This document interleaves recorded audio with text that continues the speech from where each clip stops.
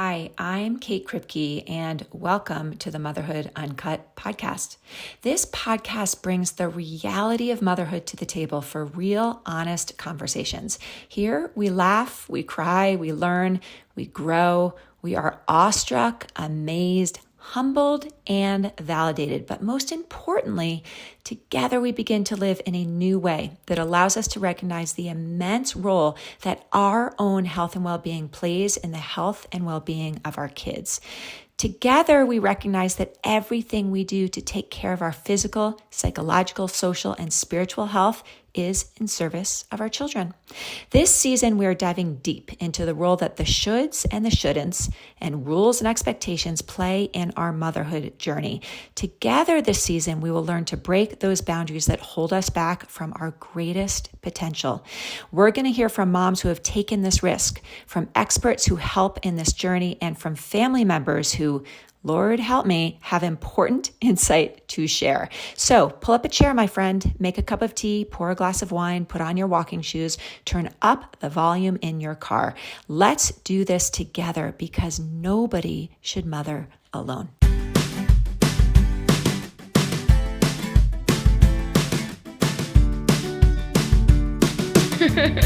Welcome back to the Motherhood Uncut podcast. And I am so excited for this season. This is our 6th season of Motherhood Uncut. And we're here because of you. We're here because you keep showing up and sharing your desires for different conversations and topics and giving us feedback. And I am just incredibly excited for this phenomenal lineup that we have for you. This season, I'm highlighting a number of inspiring conversations with moms just like you who have important stories to tell about real life motherhood, as well as some informative conversations with other specialists in women's and child health. And hint, hint, Deb Rubin will be back. And I cannot wait for our conversation with Deb. Without giving too much away, I also want you to stay tuned for a family tells all sequence of conversations with both my daughters, who are now teenagers, and my husband. And we'll dive deep into the back end of life in the Kripke household for stories of both failure and success in motherhood. Today, we're kicking off with a conversation with one of my favorite women on this planet, Suzy Holman. I met Suzy when I was involved in a mastermind for women entrepreneurs a few years back, and she's continued to be a friend and a colleague and a true inspiration to me. Suzy is a mother of 4 and an entrepreneur, and we're going to dive deep into what it means to break the mold and step out of the shoulds and shouldn'ts in motherhood and in life. Suzy has done this on steroids. And while this brave process has included much grief and loss and loads of discomfort for Suzy, it's also led her to a life of authentic connection, huge inspiration, abundance, and joy.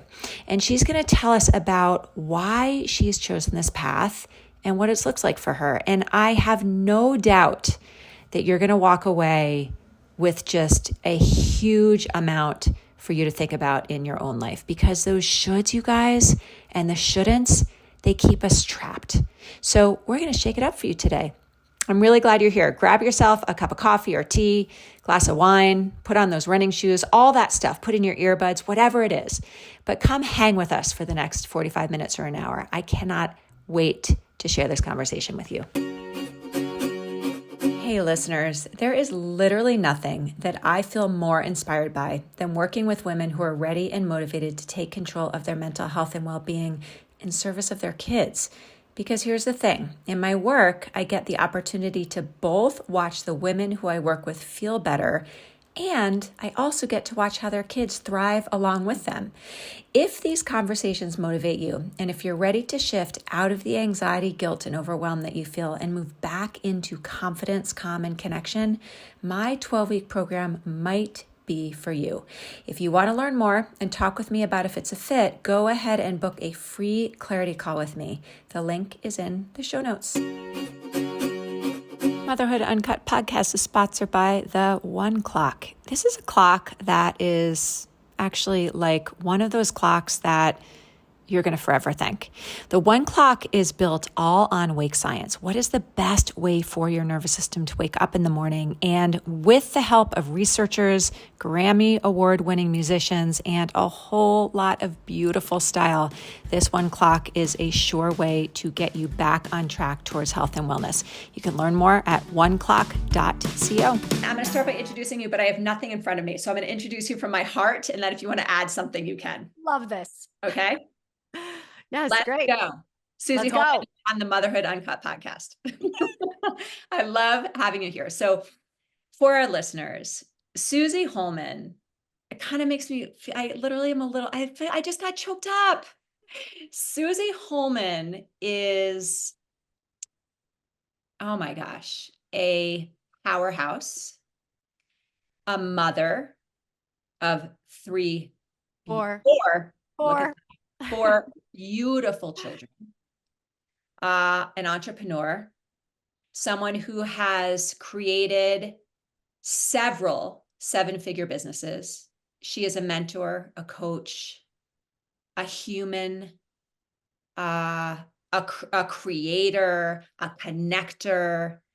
I mean, literally, I have chills as I'm talking. And one of the things that I want our listeners to know, Suzy, is that you and I met at this retreat that we went on because we were in a mastermind together for entrepreneurs. Yes.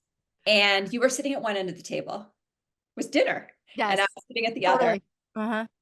And I think we both, you know, that thing that happens when you meet someone and you're like, okay, the universe had some divine plan here. We're supposed to meet each other. And I was like, I want more of that energy. And you were like, I want more of that energy, or whatever the term is. And it's like, we just found our way to each other.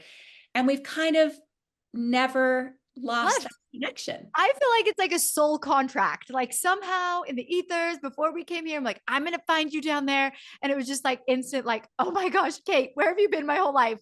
And I felt the same way. And there's many things that are so different about us, you know, our age, our location of where we live, our backgrounds, our how we function in the world as far as like keeping our life, you know, our you know, just as sort of a funny story, which I'm going to tell, is that, you know, I'm always like, I need to know exactly what's happening in my life far enough in advance that I can plan. And Suzy's That's like, my nightmare. take a time that we're going to talk and send me the thing. I can't. But one thing that we share, several things we share deeply in common, Suzy. One is that I think we both love life. And I think that we both know that life holds us kindly and well when we hold life kindly and well. When we go about the world from a place of love and connection, we get back what we put out. We both function that way. We both adore our children and being mothers. Yes. And we both adore our work and being professionals. Yeah. And we're both really committed to finding our heart and following our intuition to find our own answers. And so today, you and I are going to talk about your journey around that, because dang-a-rama, you have We have been on a journey. Journeys. And so just for our listeners, you and I we're just gonna riff. We're gonna come in and out of making sense, and we're gonna like fumble, and we're gonna laugh and cry and do all that crap. But really what we're talking about today is what it means to break the mold, to untether from the shoulds, and to find your own way. Even if the world outside of you, the people in your life, the environment, the structure of communities or cultures or whatever are telling you something different. So, how's that sound? That sounds amazing. I just actually had a big untethering moment, and I just want to celebrate it in real time with you. Do it. So Great. a couple weeks ago, I was just in it. I was in this like death spiral of everything's going horrible. It was the middle of summer. My kids were like spread everywhere. Cousin's house. We're flying back and forth to all-star baseball. My life was in complete chaos. I'm like, what am I even doing? Who even am I? I want to quit. I felt horrible. Like cry in the bathtub. I am not okay. Horrible. Yeah. And I get on the phone with my coach and we do all of our things. And I felt slowly, like, well, actually wasn't slowly. It was like all of a sudden, like before the Hubble Space Telescope, before we had that, we couldn't see like what was outside of the Earth's atmosphere. But then we had that, and we could suddenly see all that was there. I went to this dark, scary, spirally space, and it feels like when like a rocket has to build up enough like inertia and energy to like blast through to like the other world we can see. This was my moment of like pain and dark night of the soul vibes. And then it was like a breakthrough. And all of a sudden, even in just 2 weeks, I'm like, what? There's more up here. Like I can see clearer. I am okay. There's all these new possibilities that didn't exist 2 weeks ago. And it's like I had to go through this major horrible moment, but like it's all good. It's all good. Wait, Suzy. Okay, first of all, when I hear you use words like I feel, I Yes. want to just like have a fireworks party because of course, your energy that you put out in the world, both personally and professionally, is buoyant, right? It's joyful, it's happy, it's excited, it's hopeful, it's buoyant. And you, like so many of us out there, I'm going to out you. So hope this Please is do. okay. If it's not okay, then we'll do something about it. But you, like many people, were not necessarily raised to believe that it was okay to feel all the other stuff and that all the other stuff is there to guide us. And you're just giving this beautiful example of what it's like to be willing to feel the crap in order to break through to the other more desirable feelings. But what shifted it for you? Oh my gosh, that tolerance to hold the crap Yeah. has been like a 37-year work in progress, as you Yeah. know, because before it was like, I'm feeling these negative emotions. I'm feeling these like really yuck thoughts about myself, like get out, get out, get out, be happy, be joyful, be okay, be pretty, be smart, go have fun. And that doesn't get you super far in healing yourself and things ever like reaching the next level. And so building up that tolerance for the discomfort Yes. is the thing that business and motherhood have together combined taught me the most. That Yes. like growth is your ability to hold in your body that amount of discomfort. So eventually you will push through and you will be the rocket breaking to the next orbit. But that does not happen like that. Off to the next orbit, I do not believe happens without that discomfort.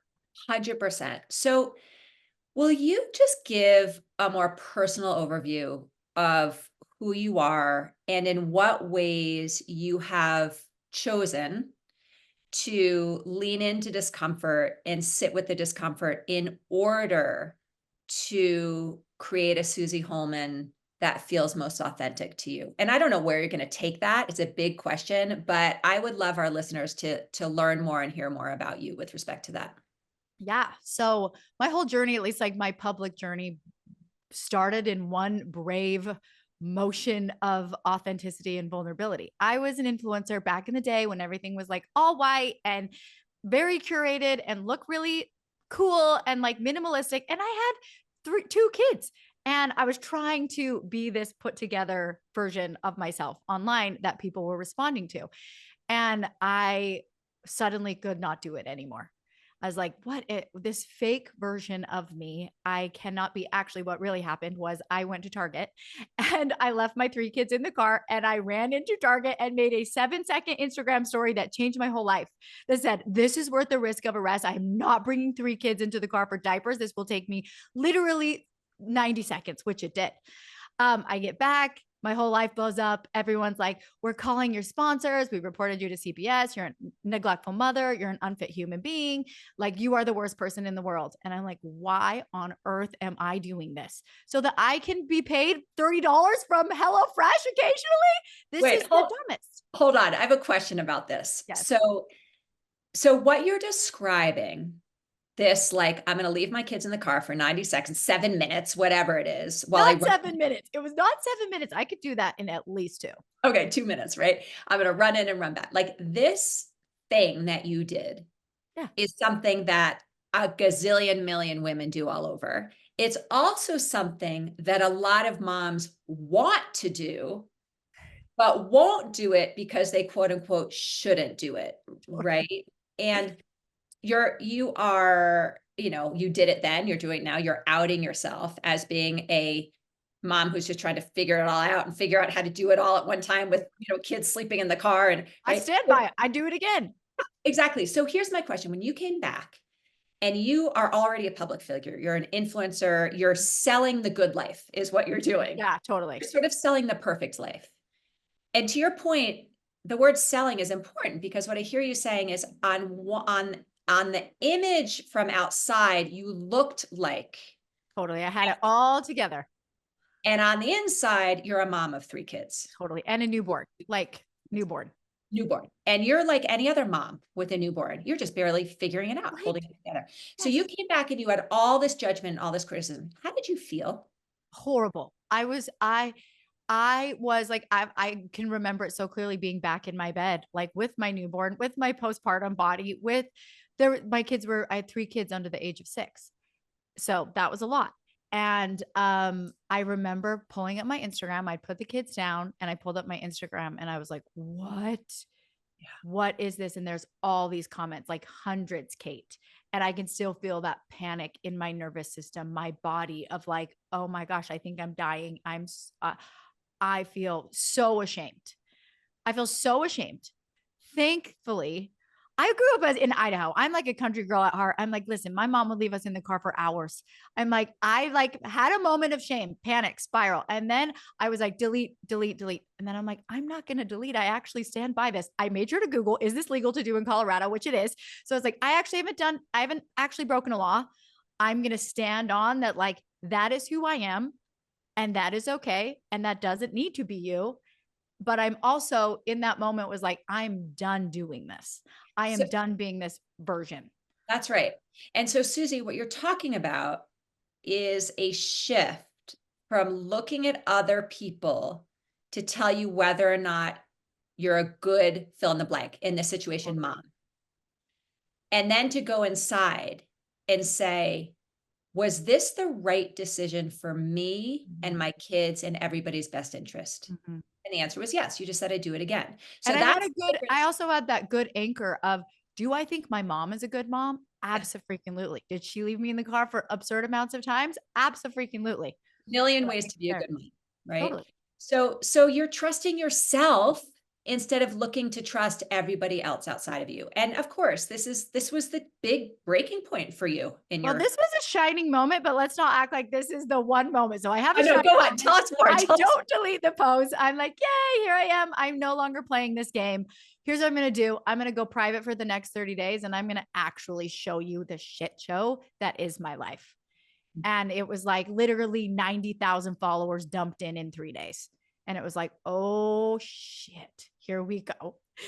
Here we go. Take deep breaths. Like, I gotta do what I said. I'm going to be me. And I'm so grateful for that experiment. And the tribe that I've been doing life with since that day is still with me. And I'm so grateful. They've been through all the evolutions of all of it. So who are you?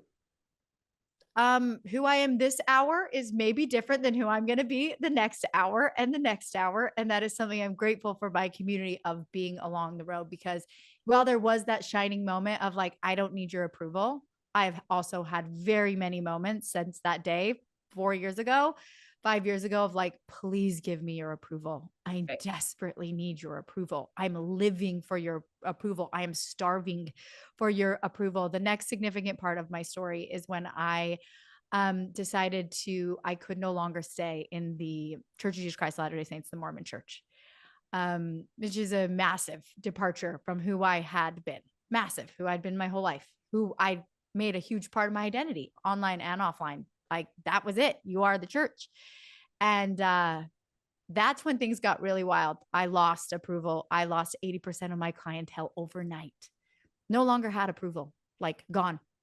And I'm like, oh, okay. What led you to make that decision, Suzy? It did not align with what I felt in my soul. Which was what? What did you feel in your soul? There's so many things. There's like so much when you grow up in a religion like that. But it to me felt like there's so many rules. of what you should do to get God's favor. And if you do this and do this and do this, then you get to go to the celestial kingdom with your family. If you do not, you do not get to be with your family forever. And I'm like, ugh, I don't know if I'm believe that I'm going to be separated from my family forever if I drink coffee. I can't get down with that. There was a really hard exploration into what I really believed. I saw this meme yesterday that was like, most people think like people leave the church because they want to sin, but it's like, I left the church because my soul could not stay there. I left the church crying, sobbing, not really wanting to leave, but knowing I had to. Knowing that in leaving and leaving publicly, I was burning my life to the ground. And it did. Actually, that's what happened. You and I, just in personal offline conversations, have talked so much, Suzy, about how anytime we're going to take some kind of a leap towards something that we know is good for us, we're going to lose something.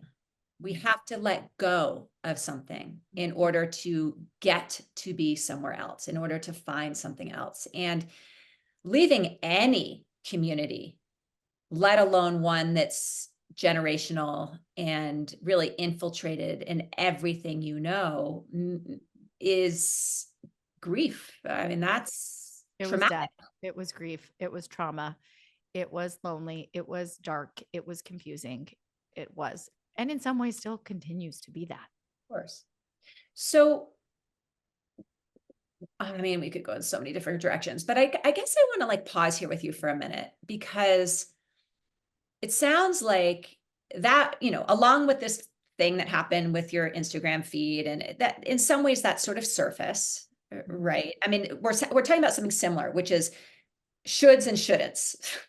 How am I supposed to move through the world? And what happens when I disappoint people who have been on my side for so long when I do something that I'm not supposed to do, quote unquote, right? From a big picture.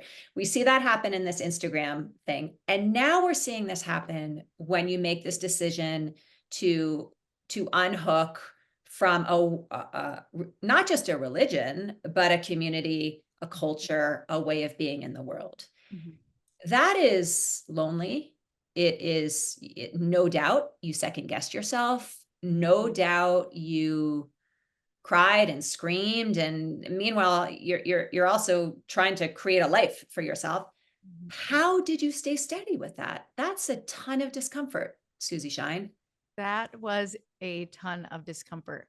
And I felt like for the first time in my life, like I couldn't go to other people for their approval to make me feel safe. At the time when I left the church, I didn't necessarily even have my husband all the way with me. I didn't have that full approval. I didn't have my online community's approval. They were livid. They were betrayed. They were hurt. They were grossed out. Didn't have my parents, didn't have my family. And I'm like, I have to dig as deep as I possibly can to find safety within myself. Yeah. And this is when I started meditating. This is when I shifted. This is when I just really went deeply inside. And I got a lot of help. Therapy, coaches, had to find it within myself. Yeah. So, as Glennon Doyle has beautifully talked about in her books, you decided to be willing to disappoint other people in order to no longer disappoint yourself. I love that. I love that so much. I really came to the point in my life where I knew that in seeking and having others' approval meant I had to abandon myself. And I was done. And I couldn't keep abandoning myself. But then I cut myself off from everyone's approval. And that was the point. It was like, okay, you're not going to abandon me, but now you have to take care of me. Like little me, wise woman inside of me, 37-year-old version of me, mother of 4 of me. You have to take care of me, which it was a whole other journey that opened. Suzy Shine, by the way, I call you Suzy Shine for the weirdest reason, which is that this mastermind we were in was called Shine, and you're always shiny. So I don't know. I just you're in my phone as Suzy Shine. So I'm just going to Shine. So Suzy Shine. The other thing I've noticed about you in this journey is that there have been different stages Mm. right? As you and I have become close over the last few years, I've seen you go deeper in Mhm. this uh what's even the word, this authenticity, Mm. this becoming true to yourself, right? I've seen you do it over and over, and every time I see you do it, you are very gracious about providing the public community with a real look at what that's like for you. You know, the tears, the uncertainty, the feeling lost. And you always seem to both ride that wave of pain and stay in your conviction. Mm. So both and, Thank right? you. It is brave work, but I feel like it's the work of my lifetime. I'm like, there's no point in hiding all of that away. That doesn't help me.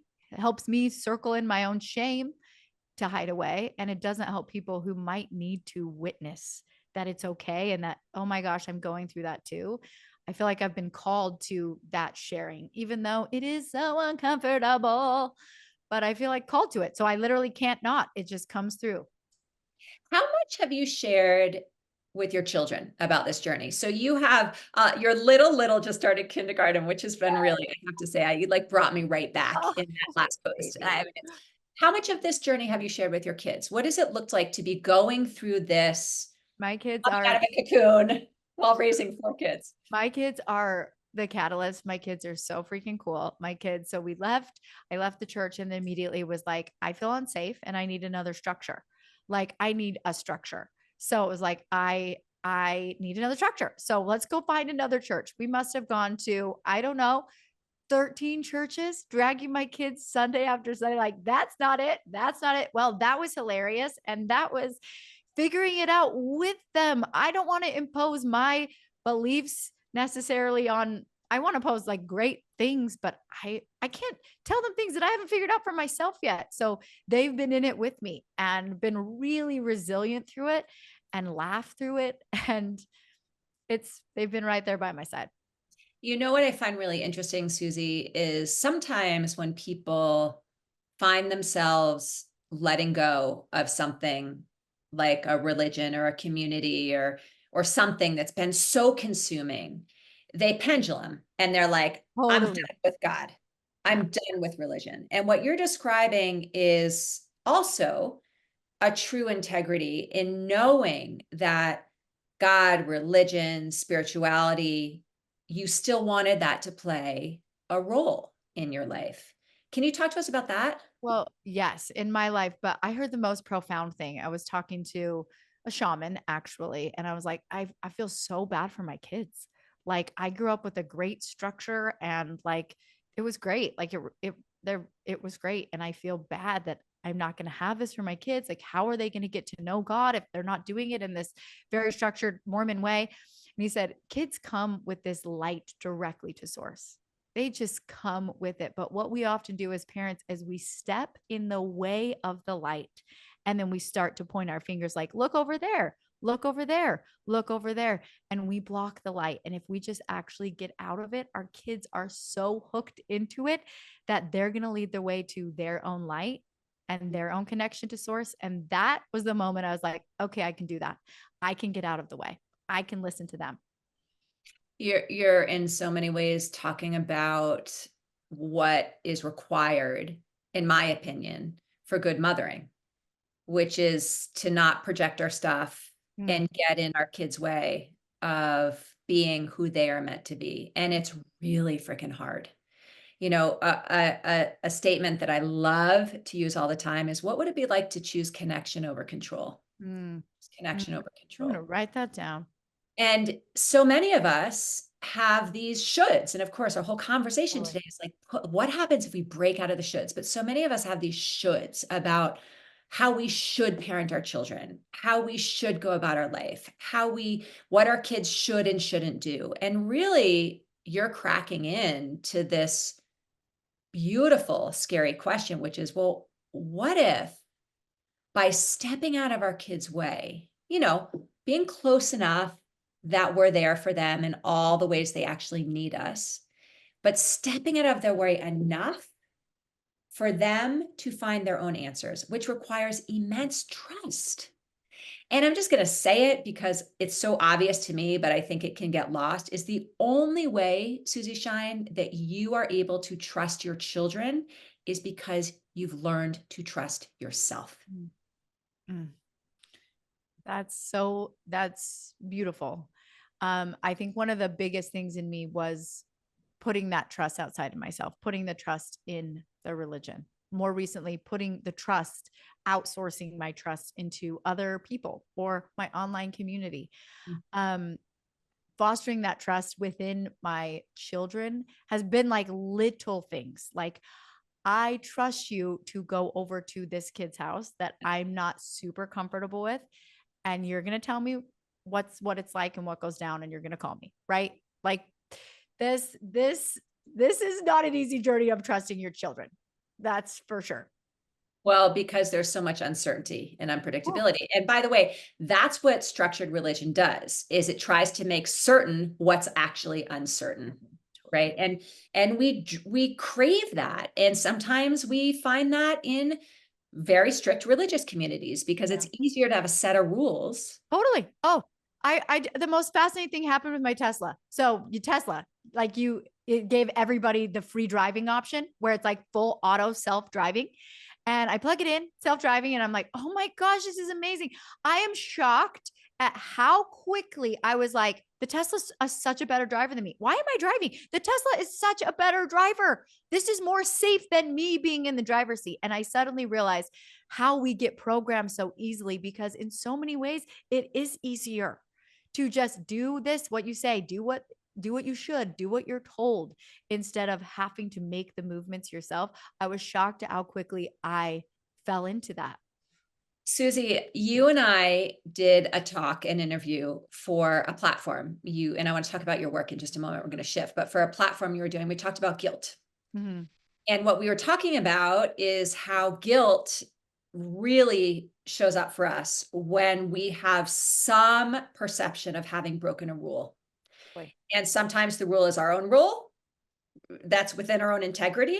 And sometimes the rule is someone else's rule. Oh, I hate other people's rules so much. It makes me feel like I want to die. And I hate rules. well, why? Tell me more. I think because growing up how I did, there's so many rules and I've always wanted to break them. I've always wanted to know what coffee tastes like. I just really wanted to know, but I couldn't break that rule because that means I can't have my family forever and just ridiculous stuff. I've never been one that felt like safe within the rules. I've always been the person that's like, let me out of this cage. But scared to break them. That's interesting. You didn't feel safe in them, but you also didn't feel safe breaking them. That doesn't leave you with much sense of No, safety, nope. does it? No, no. Yeah. Yeah. So I'm just imagining that the amount of guilt that you have felt along the way. Extreme, extreme levels of guilt. But you know what I don't feel anymore? Before it was religious guilt, it was a whole lot of mom guilt. Which of course ties into religious guilt because I feel like every single thing in my life somehow ties into religion. But my big story with guilt was in my religion. It was like women should not work. They should be stay-at-home mothers. Your place is in the home only. And I had this big burning thing in me that was like, I want to start a business. But every time I did, it would start to be successful. I would bump up against that, like, but you should just enjoy being at home. So I'd feel the bump of that cage. I'd feel that rule and I'd want to break it. But then I was like, I can't. Want to break it. Finally breaking through that rule of like, that rule's not for me. I'm going to see what's on the other side. That the amount of guilt there was a lot. And then the guilt of, am I being a good enough mom while I'm doing this thing I shouldn't do, which is have a business. And it's just this shitstorm of guilt, like coming from every angle at all times. Yeah. And I'm certain that even our listeners, many of our listeners don't have the same religious background or perception of religion, but feel that same sense of guilt and have the same kind of recording in their brain What do you The most think? amazing thing, Katie Blommer, she's an amazing woman. She's in corporate America, like huge up, like a VP of something. And she was like, men go to work and they move closer to their perceived value of like being workers. And women, when they go to work, they separate themselves further from their perceived value.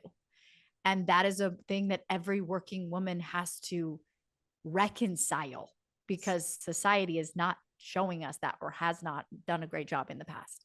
Yeah, and in many ways, it can show us on the surface that women can do both, but underneath the surface are structures and judgments that say something very different. So, Totally. one of the things that I believe to be so true, my guess is that you would agree, is that women are the answer to healing this planet. I really believe Agreed. that. Not that Agreed. men are bad or wrong, but that women bring something to the table of leadership that has been missing. And I also know that women, not that dads aren't also important, but mothers have a very important part to play in raising healthy kids. So there is this quote unquote dilemma, isn't there? Yeah. Which is, okay, how do we as women both share our voice, our story, our leadership, our ideas, our wisdom, our skills with the world because the world needs us, and show up in ways that our kids need us to show up. And I have quotes around show up because it's not the way most people think it is, but show up for our kids so that our kids trust their relationships with us as their mothers. It is a dilemma.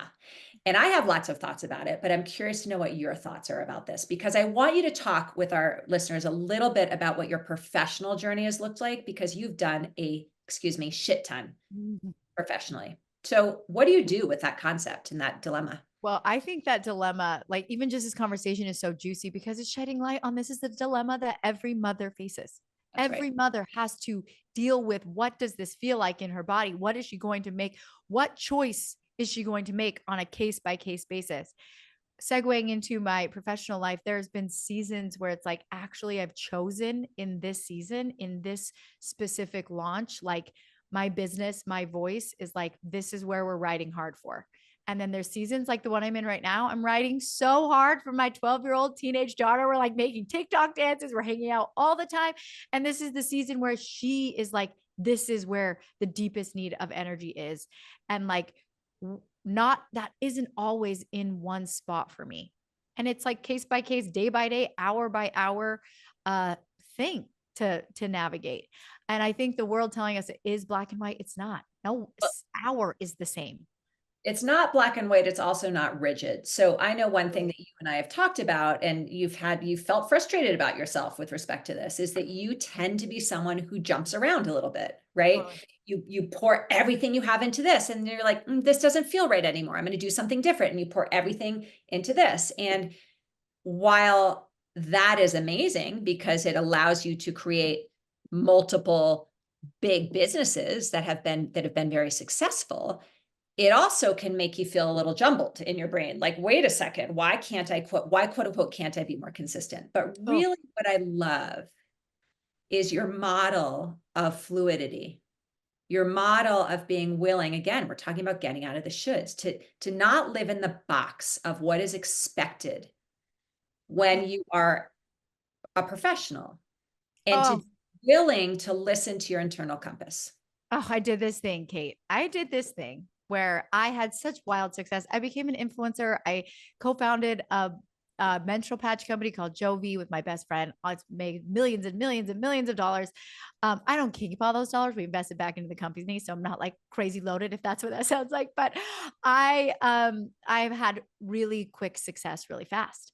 And what I did is like, oh my gosh, I should learn business. I should learn what I'm really doing here.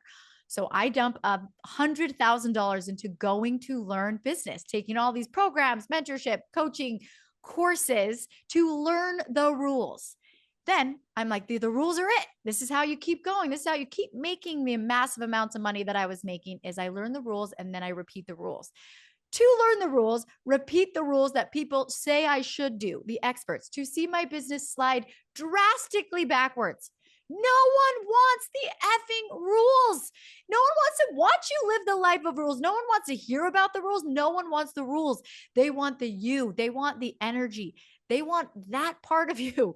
No one wants the rules. The shoulds have been the death sentence on my business. And I'll be damned if I'm going to let a should be a death sentence on relationships with my kids. No, thank you. Not interested. Ah, I want to cry. It's so good. It's so good. So, what has your determination to move in the other direction of the shoulds provided you with? Oh, peace. The shoulds feel like I'm trapped to me. The shoulds feel like that place that we were talking about, but in the church, where it's like, I want to break that rule, but simultaneously can't get myself to break that rule. That space in between those things feels like torture to me. It's limiting, isn't it? It's very limiting. But the thing that feels like peace is just like setting all the shoulds down, the rules that I don't prescribe to down, and just doing what I feel called in my heart that I trust myself to do. That feels like peace. And that feels like the biggest win in the world. What do you say to a listener who is in a career that she loves?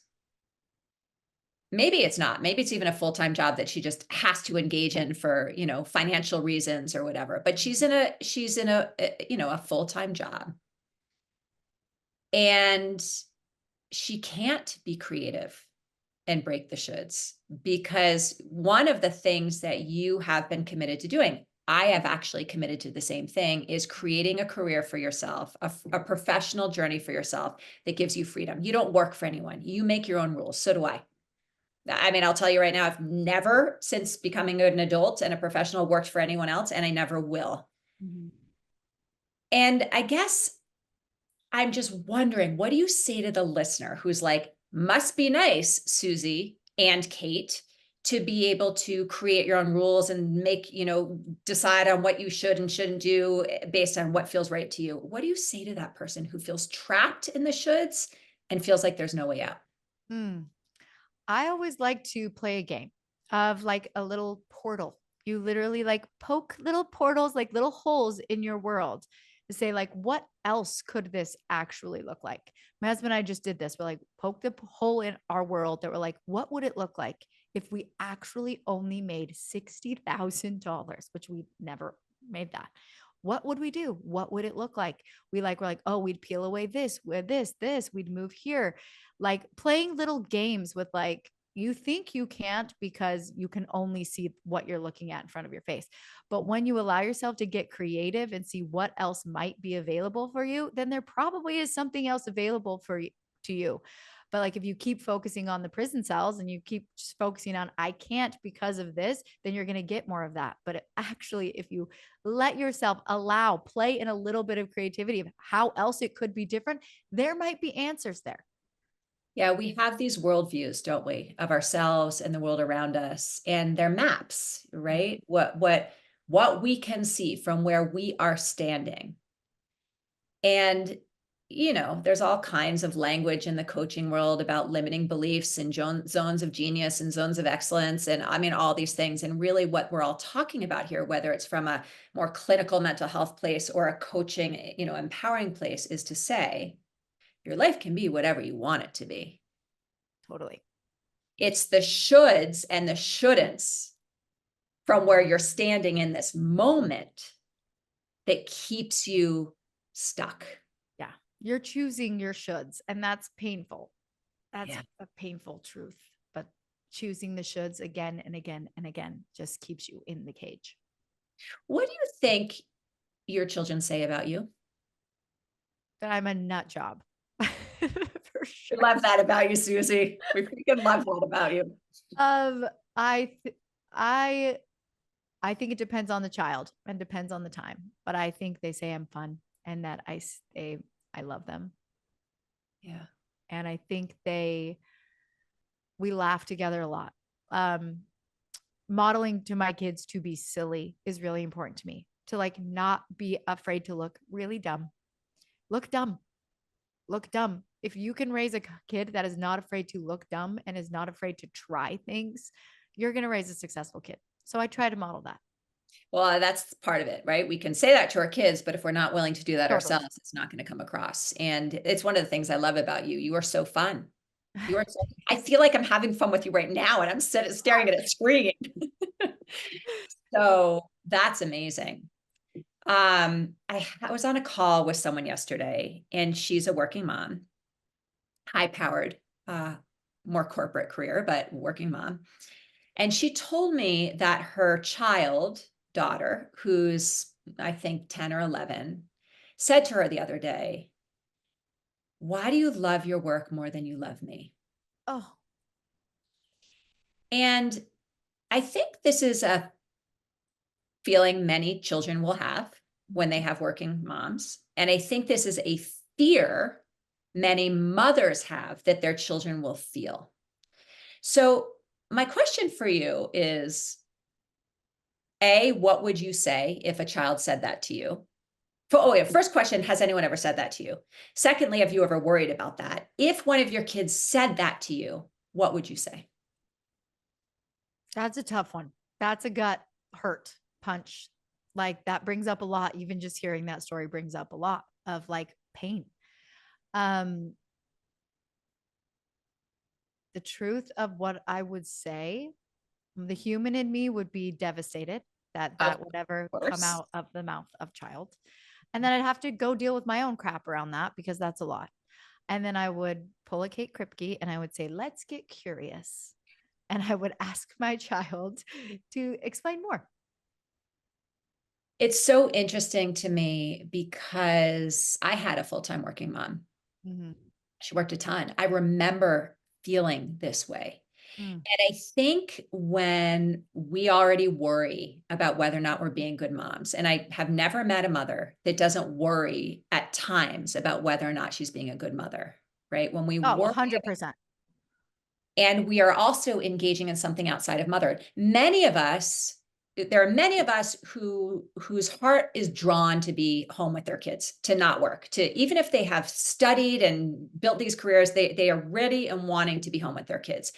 Many of us, myself included, would not be a good stay-at-home mom. Quite frankly, it feels too hard for me. It's a skill set I don't have, right?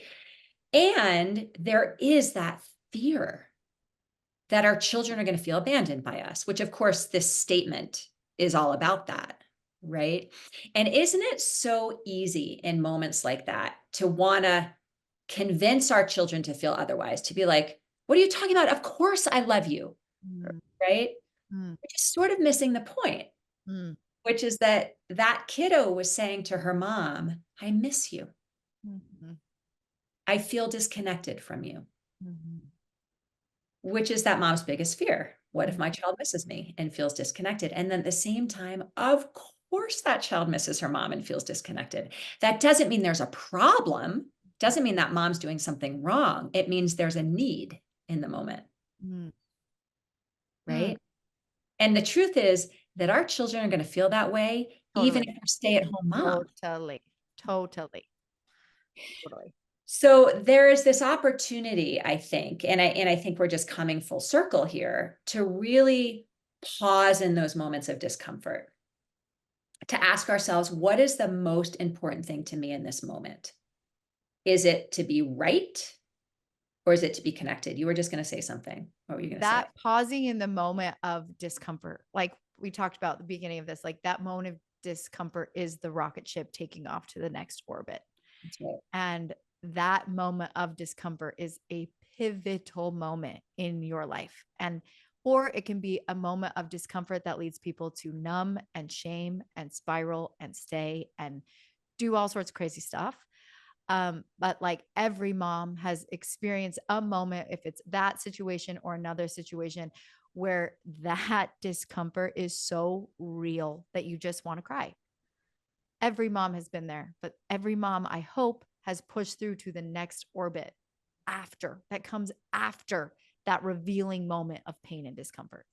Well, let's see this through this comment, right? On the one hand, we can absolutely understand the mom who feels tense in her body and gets tight and feels defensive and says, "What are you talking about? We just spent the weekend together. Mhm. Of course I love you," right? Don't feel the way you're feeling. The way you're feeling is wrong. I need you to feel different so that I feel okay about the decisions I'm making. I mean, that's a Totally. real perspective. And that answer or that perspective is going to push that kid farther away because that kid's going to walk away saying to his or herself, "See, my mom doesn't get it. She doesn't understand." That is the moment where we can lean into that discomfort and say, "Wow, wow, those are big feelings. Ugh, wow. Tell me more. Mhm. What am I doing or not doing that's leading you to feel that way?" Mhm. Or saying something like, "It sounds like you're really missing me, and I miss you too."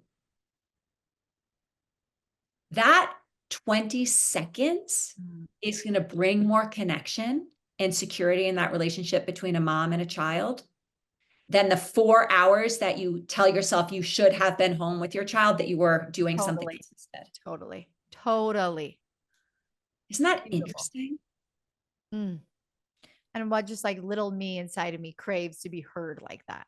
Yeah, all we want is to be seen, heard, and understood. And I think, Suzy, that's why you made that big choice to leave the uh, influencing the way that you were an influencer in the beginning. That's why you chose to leave the church you were in. That's why you chose to leave this thing you were doing for work versus this thing you were doing for work versus this thing you were doing for work because you needed to see, hear, and understand yourself so that you could be of service to the world. Mhm. Yeah. I feel like permission to get to know that person, to, know yourself is the greatest permission that we can give ourselves and the greatest permission that we could give our kids. We spend so much time being like, you should be this and you should be this and you should get good grades when it's like, let them explore them, give them permission as you give yourself permission to go find yourself. So, Suzy, what are you currently offering the world right now You know, professionally? I, lit- I don't even know what you're currently offering, I am in an era of burning it all to the ground, which I love to do. but you do well. Which when things New growth. new, I'm like literally today gonna archive everything on my Instagram for like the last 4 years because I feel like I've reached a new orbit and I don't want the energy of old orbits. Like I'm the person that's like, ew, who I was 2 weeks ago, I cannot stand her. Like we're done here. I love the evolution process. So the next thing I have is a membership called Allowed. And it is literally for women to allow themselves permission to be themselves online. It's so brutal. And as I've taken the mental, physical, emotional abuse of showing up online, I want to help women see it through and show up how they want to, but maybe they're feeling those limitation blocks of like, I can't be seen in that way. I want to hold your hand, be like, hell yeah, you can. And you're supposed to. And we're going to do it together. So it's called the Allowed membership. Suzy, I am so moved by how you walk the talk. Oh, It feels really different to work with someone, to get support from someone, coaching, mentorship, guidance, whatever it is, from someone who's actually done it and continuing to do it versus someone who knows all the information and has all the right information to share, but doesn't have the embodiment of that thing. And you do that. You embody it. It's well, it's fucking why awesome. I burn things to the ground so much is because if I stop embodying it or if it stop being lit up or excited by it, it's like next thing because it has to feel real for it to work. Has to feel real, has to feel good. So thank you. So if anyone is listening and they want to hear more or learn more about this membership and they're like, dang, I want that woman as my mentor. I want to work with her. Where can they find you? Just come hang with me on Instagram, Suzy Holman on Instagram. I can't see what version of me you're going to get on any given day because I like to be my real self because I don't think anything other than that is very fun. And I've spent a few years trying to be something other than myself along this journey. And it kind of sucks. So now it's just me. And so I'd love for you to come hang with me on Instagram. You're pretty fun to hang with, Suzy Shine. Thank you. I love Any you, Kate. I love you. Any last minute, I don't know, words of wisdom, insights, funny stories, anything you want to leave our listeners with? And if not, you've given us so much already, so zero pressure. But are you sitting on anything that you're like, oh, I just want to get that one thing out? I've actually did this practice. My sister-in-law passed along. Maybe it will help one of you. That it was so helpful to me. She said, I asked my kids two questions. She said, how do you feel the most love from me? And the next question was, what is something that I'm not currently doing that you wish I would do? Oh, Suzy. And my daughter, which I was like, of course she says, she's like, what am I not currently doing? Both my daughter and my son said, get in the pool with us. I'm like, oh gosh, can I really do it? Do I love you that much to get in the pool? My hair, if it's not a hair day. Anyway, so we're really leaning into our pool mom era. We're trying because that's what they wish I did. And it was just surprising each kid's answer to how do I make you feel the most loved. Suzy, you couldn't have ended with two better questions because, it's like our kids have so much wisdom to share with us that help us to feel the way we want to feel, which is connected to our kids. And sometimes we forget to ask those questions. I do want to also say that asking that question, those questions, opens up a portal for discomfort. Mm. And we cannot stay steady in moments of discomfort if we're not taking care of ourselves. So remember, for all of our listeners, and I'm just going to remind both you and me this because I need to always remind myself this, is in order to show up the way we want to with our kids, we have to be really committed to getting ourselves to the place where we can do that from a steady, curious, humorous, joyful, not take it all so seriously place. Mm-hmm. And you clearly have been doing that. And what lucky, lucky children you have to have you as their mother. Thank you. And how lucky I am to have you as a friend.